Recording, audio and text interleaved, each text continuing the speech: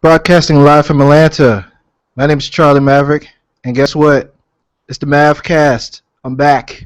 Relax yourself, let your conscience be free. You now rolling with the dude named MAV. Relax yourself, let your conscience free.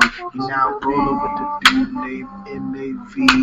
Relax yourself, let your conscience free. You now rolling with the dude named MAV. Relax yourself, let your conscience be free. You now rolling with the dude named MAV. What's up, everybody? Happy Saturday.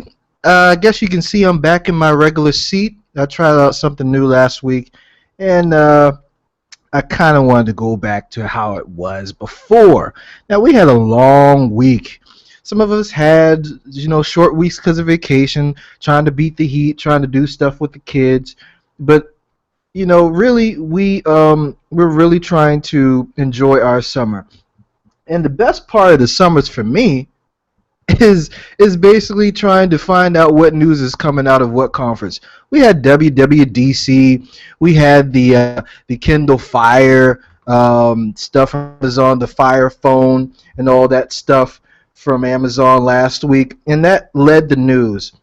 But what we were really waiting for in anticipation since the Nexus 5 got released was Google I/O this year. And we wanted to see what Google was going to do in terms of how to come out with their wearable device UI and how they're going to update Android into the next year, and what's going to go on with the integration between Google, Android, and the different departments and projects that they have, right? So there's a whole bunch of stuff that went on at Google I/O, a whole bunch of stuff.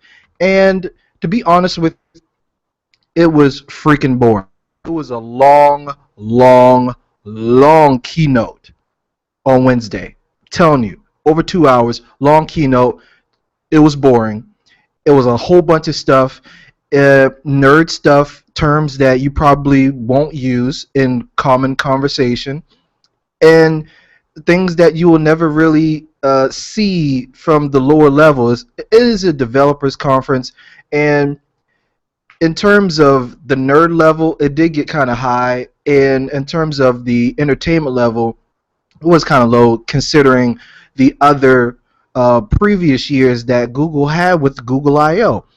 And I'm not going to sit here and go through. I really thought about going through every last thing that happened at Google I/O, but I'm not going to be that type of guy that is going to bore you like I was bored watching Google I/O. Even though there were tremendous amounts of information and exciting points and great things coming, as a whole, it was freaking boring.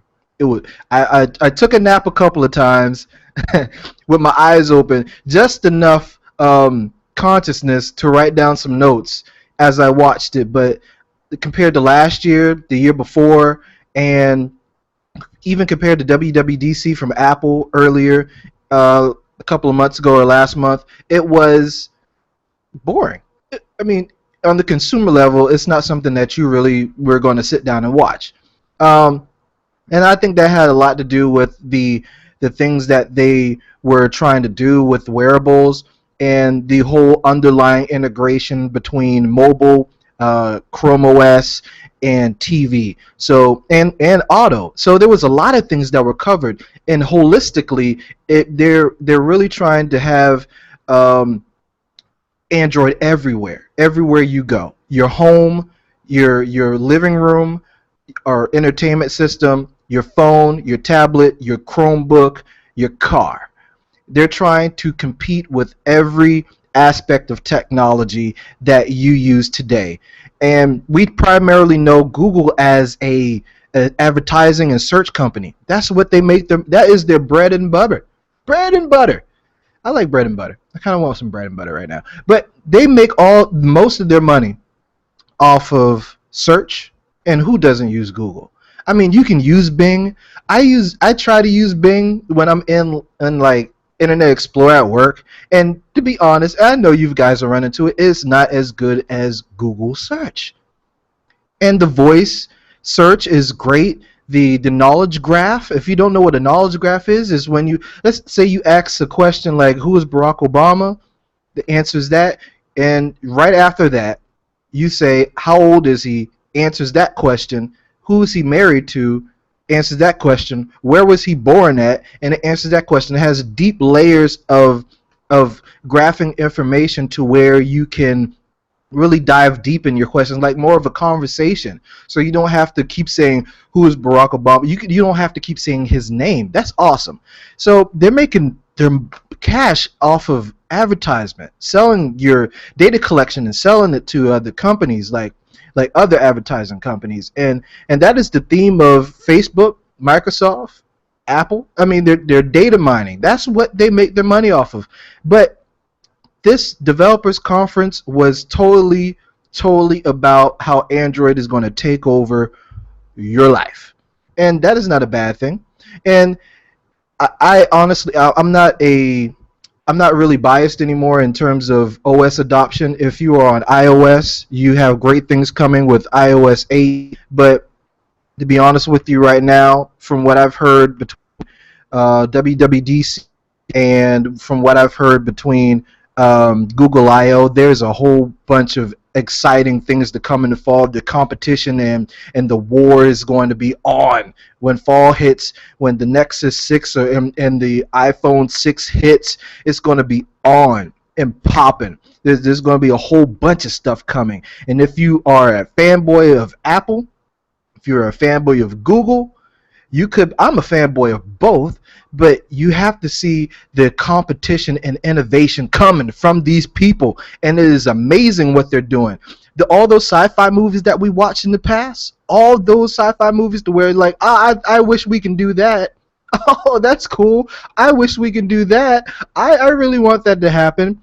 And some of the negative things like taking over like Skynet, like being everywhere, that is moving towards that paradigm also. It's kind of scary and it's kind of awesome at the same time. So you have to think of it from positive and negative aspects. So basically, I'm going to give you the stuff that you kind of would be more interested in what happened in Google I/O. I'm not going to use a whole bunch of technical terms for what I've heard to make you bored as I was, but I'm going to tell you how things integrate, right? So first of all, thank you guys for tuning in. Thank you guys for coming back. It's always awesome to see return guests, return listeners and watchers and all that. Tell your friends about the MavCast. Subscribe on iTunes. Just want to get that out, just in case you don't make it the whole episode. But this is not going to be a long episode, because guess what? Guess what? I am going to see Transformers: Age of Extinction directly after this podcast, and I am ecstatic about seeing it. It might have gotten lower views so far, but guess what? Who cares? I'm going to see it. Okay, it's going to happen. So what we're going to talk about first is Android One. Now, in the US, this does not concern you guys at all, but as a quick rundown of what it is, Android, okay, so we have the Nexus project, which is Nexus phones controlled by Google, not by carrier. We have the Google Play thing, so like Samsung Galaxy S devices, HTC One devices, and LG devices. Google has a project to where they control that, and just because it's a Nexus device doesn't mean that it can't have that Google goodness. So it has the Google Play category for that, and for emerging markets like markets that really need certain things like dual SIM, low cost phones. They need something to just access the internet. Google has come out with Android One to basically fit those needs for those people, and it's amazing the low cost initiative that initiative that they're having. So they're going to have manufacturers make these phones for less than $100. Less than 100. That is amazing. Less than $100. Is going to have dual SIM. Is going to have high-end specs for that region, comparing to like low-end phones that they just bottom of the barrel phones. These are going to be decent spec phones, and it's going to be updated and serviced directly by Google. That's important. So those low-range devices, as we call them in the US, because we're overprivileged people, we look down on these devices, but these are awesome devices for those regions, those emerging markets, to say that, yo, this you're going to have this phone, you're going to have access to the internet, you're going to be able to take care of your finances and all that, and Google's going to take care of you.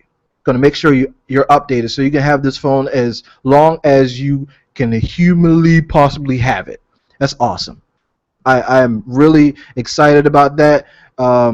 Google's making a really good initiative, and Facebook was trying to really get into the game of having low cost devices, emerging markets, to give them access.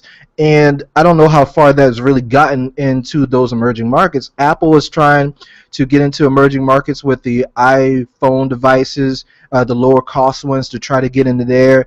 And it's really kind of picking up. You have Motorola, the Moto G, that's a low cost version of the Moto X, that's in emerging markets, and it's a good phone. And people are loving that and raving about that, and Google's just taking it one step further. One step further. So Android One is awesome.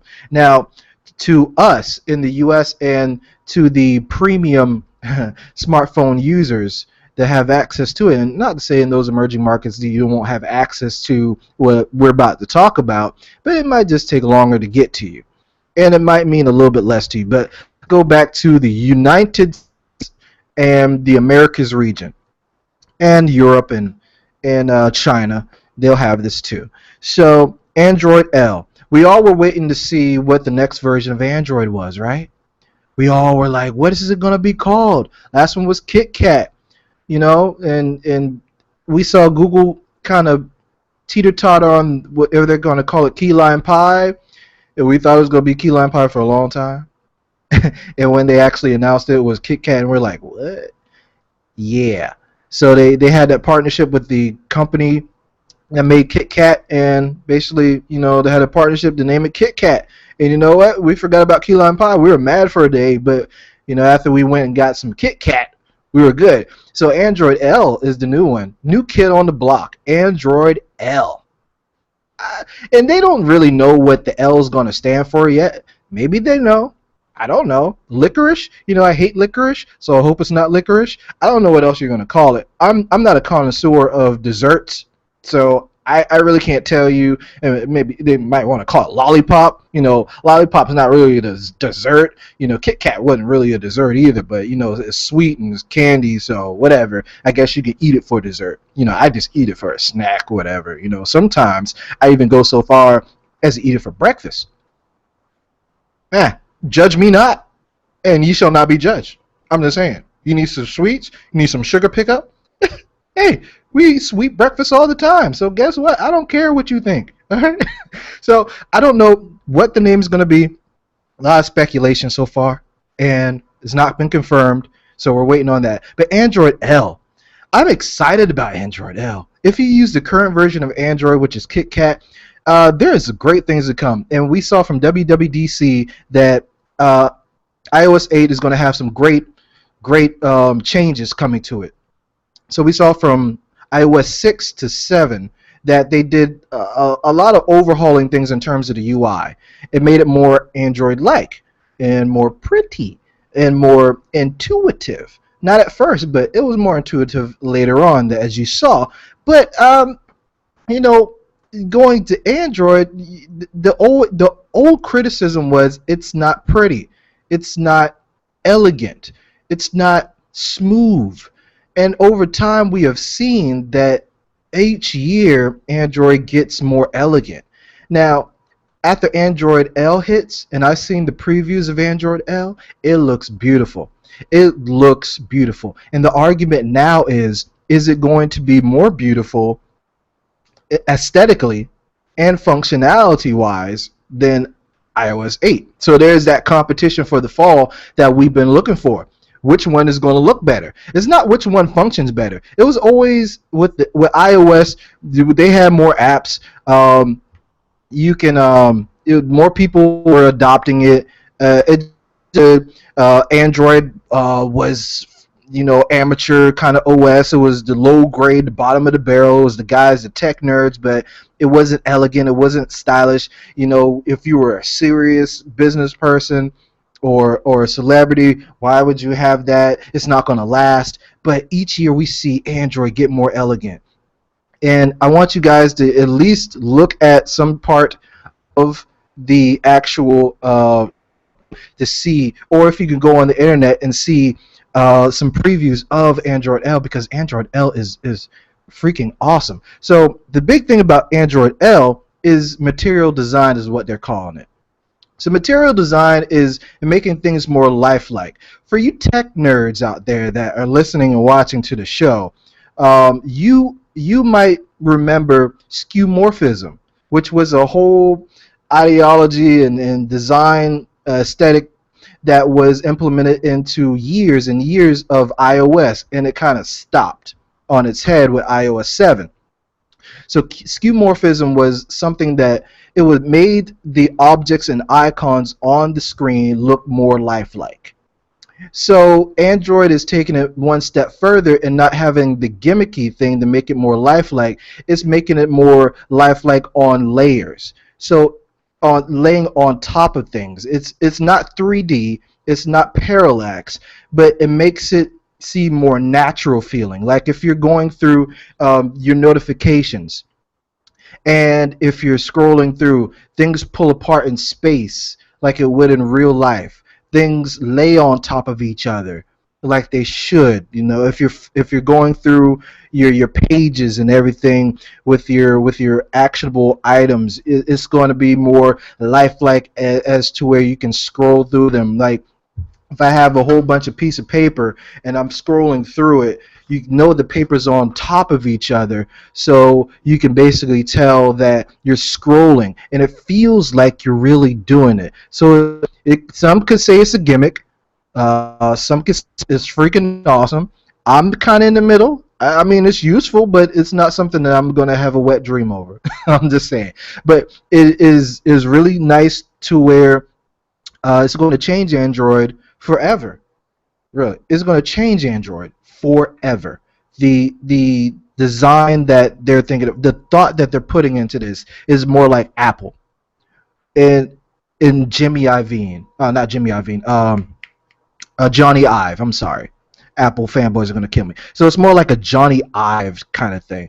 And if you think about it, the person that is at the middle of material design actually was back in the day. They helped with the design for a lot of Apple products, i.e. the first iPod. So if you think about it, old Apple employees are now contributing to aesthetically pleasing aspects of Android. You have to love that. You have to love the fact that, these two companies are trading off employees, and they're getting it in when they're getting it in, and they're trying to do whatever they need to do to stay relevant. And the end user is the one that's going to benefit the most. You guys might be fanboys and all that, but guess what? Android, iOS, you're going to benefit from it. So another thing about Android L is there's more actionable items. There's more, the pull down notifications are more actionable. You have more detailed notifications on your lock screen. That's the big thing. And you get a new keyboard.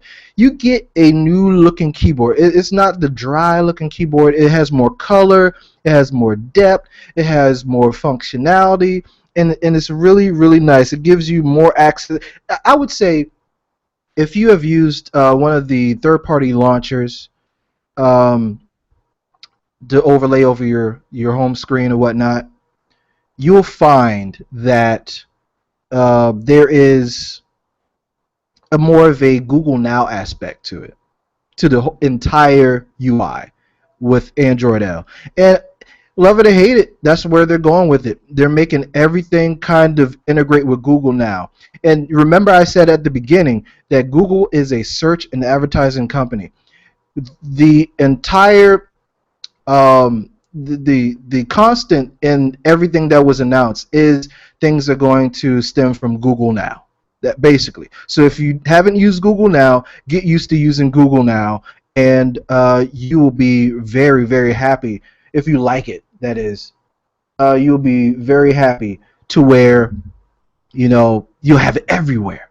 So let's move on from Android L, because I really wanna tie things together, and I don't want to take too long. Okay, I don't want to take too long. It's already been 20 minutes. Let's run through this so you can get more and more acclimated to what's really going to happen with Android, because the other part's exciting, and what we have been waiting for I would say since I got my Pebble. I'm still wearing my Pebble, still love my Pebble. It does great things, keeps me from looking at my phone all the time, which saves battery life and all that. And everybody and their mother were trying to get into the wearable game. People want to know if Apple's going to get into the wearable game, what they're going to do. We don't know yet, because at WWDC they really didn't tell what they're going to do. They showed some things that were for wearable, but they really didn't give a device or announce anything specific. So we're still kind of in the guessing game, in the rumor mill, about what's going to happen with the Apple iWatch and whatnot. But let's focus on Android Wear. The elephant in the room. Everybody, all the developers came to Google I/O for one thing. And this is one of the most amazing things. The other things are supplementary. But the most amazing thing that I got from this is Android Wear. And I have a Fitbit, I have a Pebble watch, and as you can tell, I'm in the wearable game. I am an adopter of wearable devices. And some people see that it's useless, but let me explain to you what this does.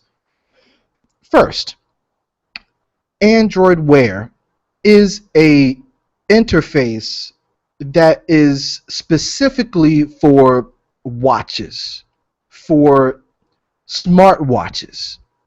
And smartwatches are things, you can call them an accessory. We've been calling smartwatches an accessory for a couple of years now, since they've been popular. But Android Wear is taking more of a forefront as the hub. We always know that our phones were the hub for everything that we want to do. The tablet was an accessory. The watch was an accessory. The Chromecast was the accessory to your smartphone, and your smartphone was the hub. But guess what? And Android Wear is changing all that. Okay, so Android Wear is the OS for watches. So we have 3 watches that were debuted and announced at Google I/O. It was the LG G Watch, which is priced at $220. We have the Samsung Gear Live, which is priced at $199. And we have the Moto 360, which is the bad boy, which has no price and no release date thus far. So let's talk about these watches and what they do. What they do. Okay, so these watches, and remember before we got to this topic, I said, hey, Google Now is going to be the constant with all these announcements. Google Now is Android Wear, and Android Wear is Google Now. So everything that you've come accustomed to with Google Now is going to be Android Wear. It is Google Now on your watch. So basically, if you are, let's go into Google Now on here, and I love that I have a close-up view now so you guys can really see. So you see, I'm looking at weather. I'm not sure how well you can see this on the camera, but I'm looking at weather. You wake up in the morning, you look on your watch, you see the same thing at a smaller scale, but same thing, same information. So if you need to know detailed information, just swipe over to the right, and it gives you more information. What's nearby events, and it'll give you that. Let's say you have a flight itinerary, and you're at the airport, and you want to go into to get into the terminal, and you're just checking in. The barcode is going to populate on your screen, and you'll be able to just scan that. You go to Starbucks, you go to the movie theater. Let's say you go to to a Regal Cinema that takes barcode scanning, like because you use the Fandango app that I use, and that's what I do. So I usually scan my phone, bloop, and do that. Done. What if you're going to use your Google Wallet to check out things or show your loyalty program cards? It'll do that. Wonderful. Not only that, but we see that it can respond to text. It'll show text message notifications, email, whatever notifications you want to show, just like smartwatches do today. You can do that. You can reply from it. The best thing about it is, and I know for a fact that I'm going to love for when you do searches, and everybody wants to do searches, especially when you're in a conversation with your significant other or your family, and you want to fact check something real quick, because that's what you do nowadays. You fact check on Google and Wikipedia, because you Google something, you check Wikipedia, blah, blah, blah. That's where you get your fact checking from. So you used to have to pull out your phone, go, okay, Google, who is Barack Obama? And then it does whatever. I'm still talking, so it's not going to respond to it. But basically, you do it on your watch, and it looks it up. Okay, Google, who is Barack Obama? And it pulls the information up. Okay, Google, who's winning the Pacer game? Who's winning the FIFA Cup? What's the score of U.S. versus Germany? What's the score of blah blah blah versus Belgium? So it looks all that up, just like Google now on your phone does. But you don't have to pull out your phone. You can answer and decline calls on the watch. And if you decline it, you have the ability to respond back to it with a canned response. Say, yeah, I'm in a meeting, whatever. You can adjust that if need be. You can also respond to text messages using voice. So if you see a text message on your phone, on your watch, then you can go ahead and respond back to it and say whatever you need to do voice actions, which is awesome. I love the fact that you have so much functionality. Now you're like, well, most other watches, what makes this different from the watches that are out now? Well, the Android apps that we have on your phone and tablet, is an extension. There's an extension basically of an app that goes on your watch. So specific apps that you download on your phone will in fact be on your watch, and it will get timely updates whenever it needs to. So you don't have to go searching for the watch phone, the watch app updates all the time. It'll just happen whenever the phone app up. And that's awesome. So it's wonderful. Need case it's freaking awesome. So let's talk about each watch really quickly. So the whole thing that people were waiting for was Android Wear, was the Moto 360. The Moto 360, let's just talk about that first, because that's the one people really want. And you can see when they announced that people are leaving the conference with devices, because they give stuff away at these keynotes. You're getting you have your choice between the Samsung Gear Live and the LG G Watch, and then whenever the Moto 360 goes on sale, you'll get that too. And the developers realize that they're not going to leave with the Moto 360, and they were like, oh man, that sucks. So you see people are wanting that watch. And this is the only watch, speaking of the Moto 360, that looks like a traditional watch. It's circular. It's the only circular watch. It's the watch that looks like an expensive high-end watch that you would wear on your wrist, and it doesn't look too techy. So people want that, but it has all the capabilities of the other ones, which we already ran through. The Gear Live from Samsung looks just like the Gear Neo and the Gear 2 from Samsung, their smartwatch, but it just runs Android Wear. And that's the only difference between it. The hardware is no different. It still has a heart rate monitor on it, and it's at $199. Now, there is the LG G Watch, which is $229, but it doesn't have any additional features than any of the other ones. And it looks like the fact that the Samsung watch might have the most features because of that heart rate monitor. So I don't know how many people are really going to get the LG G Watch. People like it, but it looks like the Pebble and it's just plain. So if I were to say from least favorite to most favorite, which watch I would want, and I have to say this. I have to give this disclaimer because we don't know how much the Moto 360 is going to be. So I really can't say. I can't give my impressions on that based on something that I don't know. Just off of looks. Just off of looks. Because the Moto 360 is speculated to be more than others, but what if it comes in lower priced? What if it comes in a lower price? That'll be awesome. So from looks, just from looks, from least favorite to most favorite, you have the LG G Watch 229.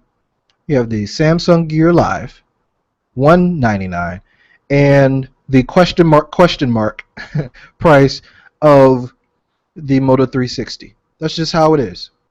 People want the Moto 360 really, really bad. They want it really bad, and I understand. I want it bad, but my thing is, I think it's going to cost $300-$400, and if functionality, if it's same as the others, I can't justify spending more money for something that has less than what is offered in the Samsung device.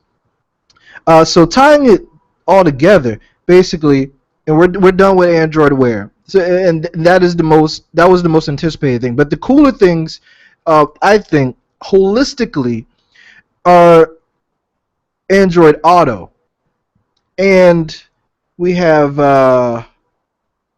Android in the living room. So we have Android TV. So the Auto, how many of you guys really want to drive a car that you can use your phone with? Like, not just play music, not just connect to Pandora.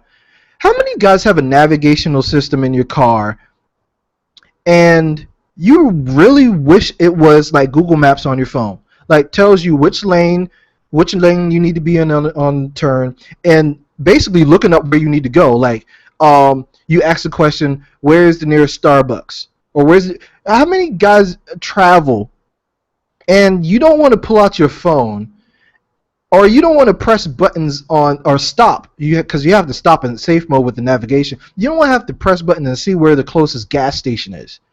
What if you had the ability to just say what you wanted without pulling out your phone? So first, you take your phone, Android phone, connect it to the cable in the car. It connects to the interface called Android Auto, and then it brings up an interface specifically for cars. And these cars, first of all, this will be in cars later this year and especially next year. They have a whole bunch of car makers that are diving into this. So this is going to be the hotness next year. It'll be the cool thing next year. Trust me. So if you just bought your car, I'm sorry, you just got buyer's remorse when I finish with this. Okay. So you plug your phone in, you sit down, and how awesome would it be to just say, where's the closest gas station? And it looks it up just like that, just like you're using your phone, but you don't have to use your phone. It's all voice enabled, no touch, no buttons unless you're stopped. It won't let you touch anything unless you're stopped. And it works flawlessly just like your phone. Just like your phone. And it navigates to that. So you don't have to go say a point of interest or give an address or type it in or have a clunky system. A whole bunch of navigation systems are clunky and they're overrated. So what we usually do is get a separate standalone GPS system and still plug it in, or we use our phone. How many of you guys have a navigation system dash, but you still use your phone for navigation? Isn't that overkill? That's stupid overkill, okay? It's stupid. I know it's stupid. I'm not calling you stupid, but the purpose of you needing to still pull out your phone is basically tells how inconvenient and how clunky today's navigation in-dash systems are. So you plug your phone into the car, cable comes up with Android Auto. You have all the capabilities of your phone in your dash now for drive mode, basically. So you play your music, you could do some apps, voice enabled apps, not stuff you got to touch. Don't get too happy. You ain't gonna be doing no Facebook posts with this unless you can use it with your voice. I'm just saying. All right. So Google Maps is the big thing, and it's amazing how technology has gotten to the forefront to where it's changing everything that we know about auto. You remember when cars used to just advertise like turning radius, MPG, um, the sunroof and the moonroof used to be the whole like, oh, the buying, if you're gonna buy or if you're not, how much horsepower. First of all, people are not caring about horsepower as much anymore. People do care about MPG because gas is just too damn high, and now people are concerned about the tech in the car. The connectivity in your car is the newest thing. So who out there wants XM radio on your car? Raise your hand. I don't have it because I have a 2005. I could have got it in, but the way my bank account was set up at the time, whatever. But it's crazy how the thing integrates. So it's like still like Google Now in your car. I just talked about Google Maps a lot, but it's Google Now in your car with a couple other secondary apps that help you along the way with getting to where you need to be and keep you connected to what you need to be connected to in the car. It's Google Now in the car. It's the constant of all the announcements. So we move on. And I forgot. So there's a way that you can implement connecting with your watch too, but you still have to have your phone plugged in and your watch there, so you can do the whole thing there. And if you're wondering, oh well, let me back up a little bit. So if you're like, well, the watch sounds cool, but what's really a killer feature of the watch aside from like, seeing notifications, text messages, which every other smartwatch does already? They had on a demo in the keynote to where they went and they ordered Chinese food on the watch. They ordered pizza on the watch. If you're lost, they brought up Google Maps on the watch and it gave you turn-by-turn directions. Now, from what we know of Android L, and all this is the base of Android L, just to remind you. So saying Google Now a lot, but all this is the base of the whole design implementation of Android L. It looks the same everywhere. It's going to look the same everywhere. Okay? So your watch, your phone, your car, so far it looks the same. Everything looks the same. So you don't have the fragmentation. Fragmentation. That was a big conversation piece about a year ago. But now you got everything looking the same. So what does this mean for what does this mean for Google Glass? The people that $1,500 in investment to a prototype, what does it mean to them to have to worry about the fact that your Google Glass might be obsolete in about 2 weeks? Because that's when 2 out of the 3 watches drop. You can pre-order the LG watch and the Samsung watch now. Mails out on the 7th. I'm pretty sure it's going to be in the stores sometime that week. So how do you feel about your Google Glass, your $1,500 investment, being like crap right now because you can do everything and more on the watch and easier, and you don't have to look like an idiot doing it. The only thing you can't do is take video on the watch. But who wants to take video on the watch? I know somebody tried to take video on the watch, and there is a limitation of the time that you can take video on the watch. Just use your phone. Don't be a creep. Don't try to do creep shots and do creepy videos. Just use your phone. Like, you don't complain about the resolution. You don't have to complain that it's optimal resolution because you took it with your freaking phone. Okay, so I really feel for the people that invested in Google Glass. I really want a Google Glass. Now, if they drop the price significantly because of the comparison with the watch, I mean, I'm all in with that. If it's $200, I'll buy it. Whatever, I'll buy it. But it's really the paradigm shift is turning. Is turning here. So the whole thing was glass on your face. Oculus Rift and stuff, and now it's on the wrist and fitness and all that. And you got to remember the watch and the phone ties in with Android Fit to keep you fit, to see how much calories you burn. It's just like a Fitbit. I'm not even going to go into Android Fit too much because it's basically the stats that you get from a wearable fitness device. If you don't know about that, go research a little bit. I'm pressed for time right now. I'm pressed for time. Hang with me, because if you, my friends, have invested into a set-top box, Fire TV, Apple TV, PlayStation 3, Xbox One, some other stuff. Roku box. I almost forgot Roku. Sorry, Roku. I love you, Roku. If you want to be a sponsor of the show, please be a sponsor. But let me give a stat out there for you. Let me give a stat. And I've been preaching and evangelizing for the Chromecast for as long as I've had it. The numbers don't lie. I might lie. I try not to. But the numbers don't lie.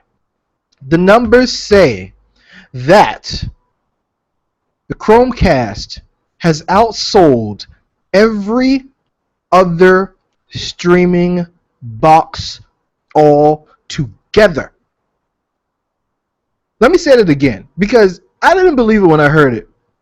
But the Chromecast, this big, $29 plus tax, a little HDMI dongle that connects to the back of your TV, that streams everything that means something to you,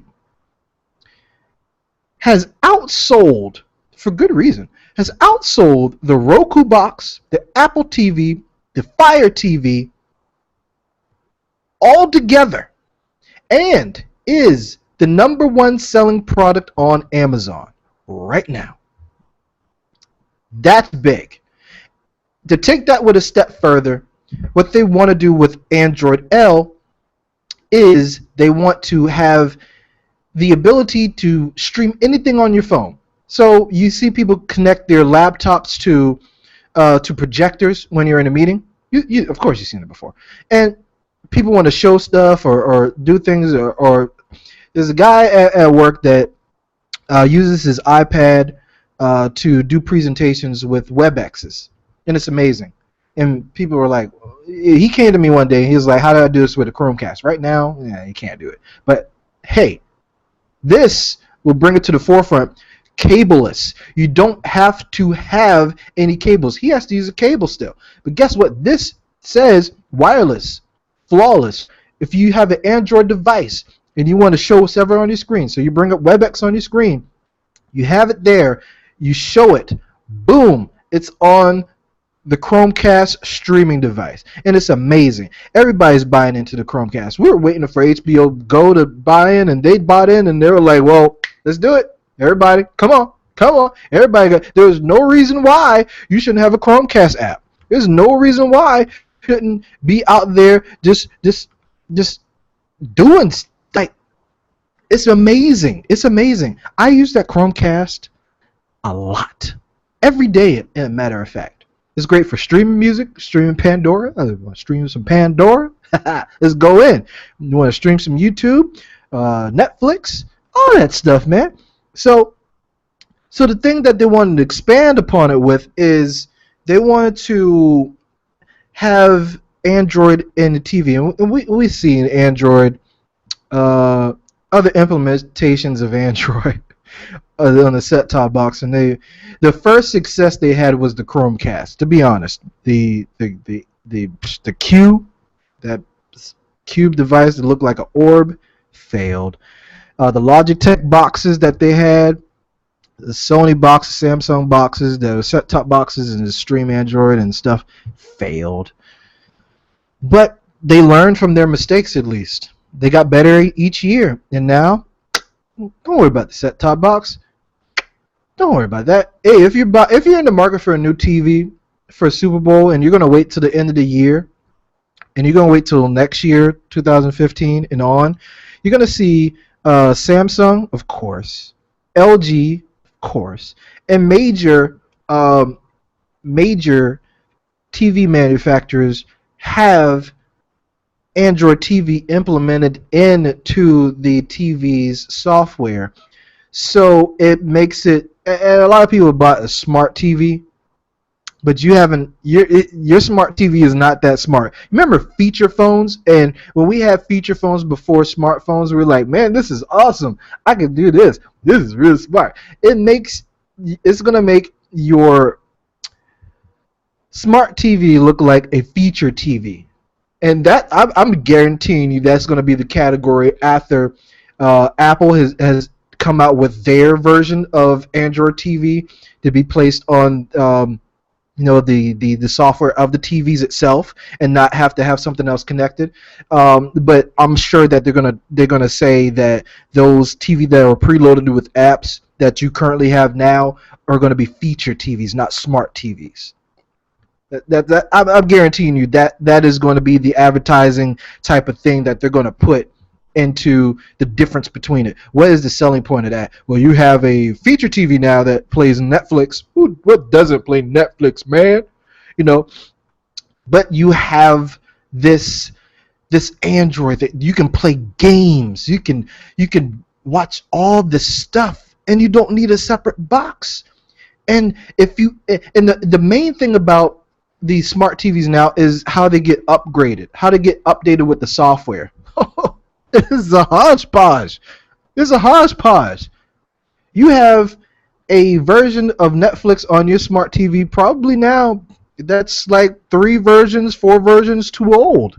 It still works, but I mean, you're looking everywhere else on your phone and on your tablet and everywhere else, and the UI is totally different. And you're looking through this thing on your smart TV, and it's all clunky and slow and crap. And you're like, oh my god, I don't know what to do. But Android TV, it's Android. It's going to get updated for sure because it needs the internet. And what does Android do? Update stuff. Yeah. So it's going to be controlled by Google. And I said earlier that basically your watch is going to be a hub, right? So not only can you use your phone, tablet, or a controller or a remote, you can use your watch to do actionable items on your Android TV. So basically, if you have ever been into Google Play Movies and TV, that section of the Play Store, it's going to look like that on your TV. Also, it'll give you the ability to play really graphic intensive games. Not like PlayStation 4 games, maybe on the level of PlayStation 3, which is still really good for a TV on the TV software. So it's really good. It's awesome what they're doing, man. I mean, I can't say enough. And let's go to the Chromebooks. I have a Chromebook. I definitely have a Chromebook. Let me switch cameras to show you again. If you missed a couple of shows, let me show you basically a Chromebook. Let me see if I can hold this sucker up. Give me one. So Chromebook. See the Chrome? Yeah, I'm using a Chromebook, and probably just changed my other camera angle doing that. But you have Chrome OS that is on low resource intensive computer that does everything you need aside from photo editing, video editing, or heavy stuff. So remember netbooks? This is a real step beyond netbooks. So the criticism that couldn't do offline stuff, could do heavy intensive stuff, battery life sucked. I'm not going to go into the whole spiel again, but basically Chromebooks are now at the forefront of the connectivity. So you're going to have the popular Android apps that we see on the phones and the tablets be placed on Chrome OS. And the same thing we saw from WWDC, to where they said the phone, tablet, and the computer OS is going to be integrated. So when your phone gets close to your computer and you get a call, you can take it from there. If you want to continue a text message conversation and your phone is close to your Apple device or your Mac device, then you go ahead and continue the conversation. Same thing is going to happen with Chrome OS. It's going to be another extension of your mobile device. So you're going to have the same functionality. You're going to be able to take calls. You'll be able to do things on apps that seamlessly sync with your other mobile devices like your tablet or your phone, and it's going to be seamless, right? It's going to be awesome. So there's more use case scenarios, and Google is basically saying, hey, people that have bought into the Chrome ecosystem and took the leap and tried out Chrome and replacing your main laptop with Chrome OS, thank you. And we're going to not leave you by the wayside. We're going to keep you going along with everything else that we're trying to do. And we already know that, Chrome OS is like an extension again of Google now, and in it's basically a hub of all your Google services. Everything you do on Google, Chromecast. If you are in the Google, every time I say Google, a certain level of saliva gets like right here, and then I have to hold it back so I don't drool on the mic. I just want to say that. But anyway, it's tying everything in together, and it's amazing of what they're doing. So you see and it's talked about a whole bunch of stuff. You see from Android L, which is the base of everything that they're doing, the design cues, the interface revamping, the functionality. You see in Android Wear, you see in Android Auto, you see in Android TV, and you see in the Chromebooks and everything that the constant is Google Now functionality and Android L influences.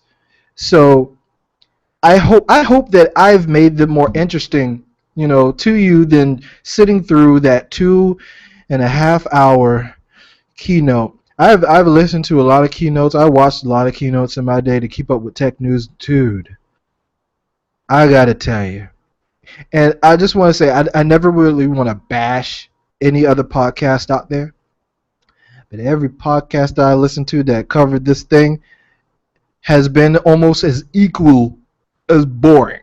Okay, so I hope that I've helped you understand from I don't want to say layman's terms because I don't want to diminish your tech level. Okay, but I hope I explained the idea holistically of what Google is doing in Google I/O and how they're moving forward.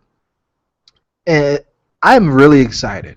Well, you have to get another device to get Android L. A lot of you are probably wondering about that. It's going to be tough. I mean, HTC says that they're going to update. Samsung updates whenever they feel like, and it all comes down to the carrier adoption of Android L. Their testing of it, the way that they implement their updates. You might have to get another. Device. You might have to go Nexus.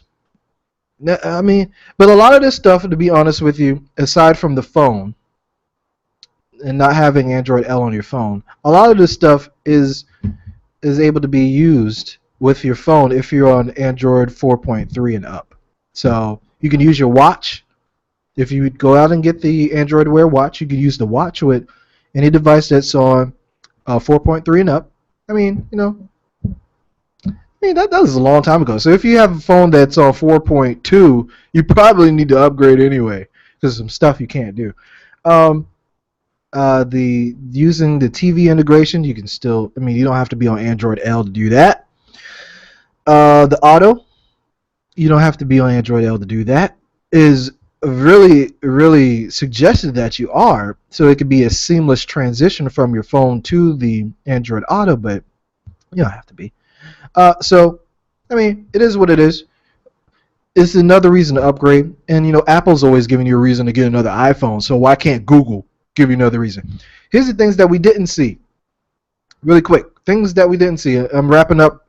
Almost going on an hour. Things that we didn't see is another Nexus 7. We didn't see a tablet. Um, we didn't see any announcements from Google search, like enhancing Google search. Maybe they've done so much to it to where they're plateaued out and they have a new project going on. They have many projects going on at Google. So we'll find out. We'll find out later how much the Moto 360 is, and I'll let you know on a future show. I'm going to talk about that. Whatever watch I get, I'm going to talk about it. So stay tuned. Whenever I get an update on my phone, tablet, whatever, if I get a new phone, I'll let you know. You know I got you, right? You know I got you. So we got a whole bunch of things coming up. Tech news in the summer is hot and fast and furious, and when it goes into the fall, it's going to be more coming in hot. So we got, the Note 4 is coming up. You know that Android is going to release another smartphone. You know that the iPhone 6 is coming up. You know that it's a possibility that Apple might get a watch out on the market. You got to stay tuned, baby. Hey, it's the MavCast. I just want to let you guys know that, again, thank you for watching the show.